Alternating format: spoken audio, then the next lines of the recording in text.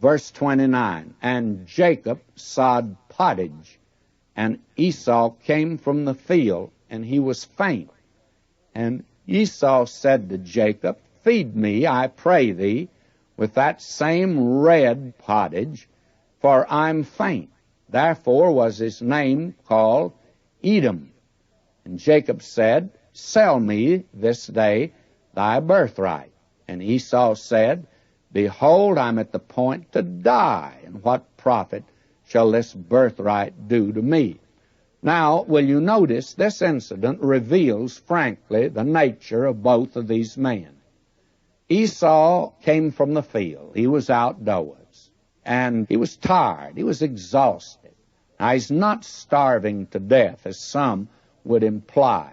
And no one that had been brought up in the home of Abraham is going to get hungry. There'd be something for him to eat.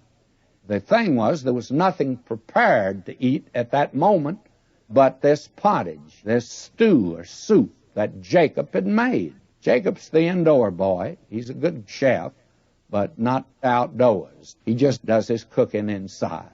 And Esau said to Jacob, feed me, I pray thee, with that same red. Pottage actually is not in the original.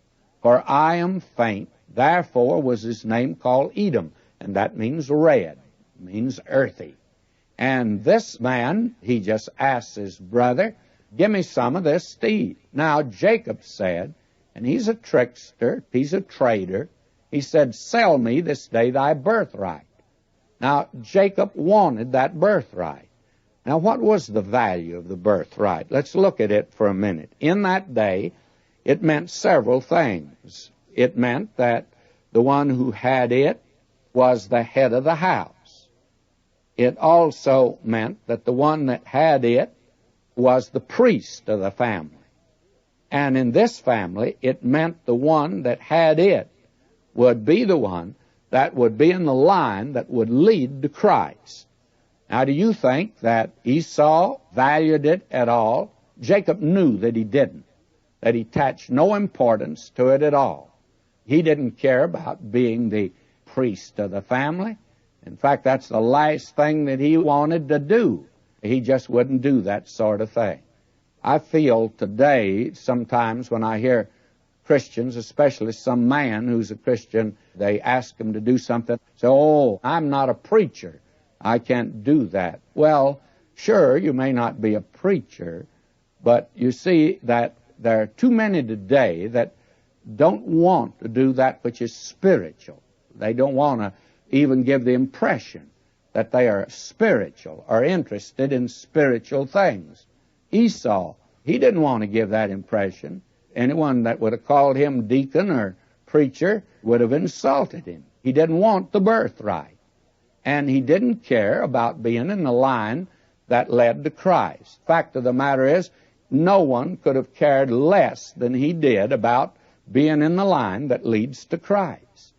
And so Jacob sees that. And he says to him, I'll tell you what I'll do. If you'll give me your birthright, I'll give you a bowl of soup. And Esau says, I'll be very glad to do it. What profit is the birthright to me? What I care about the birthright? It's not worth a bowl of soup to me. The value that he attached to spiritual things.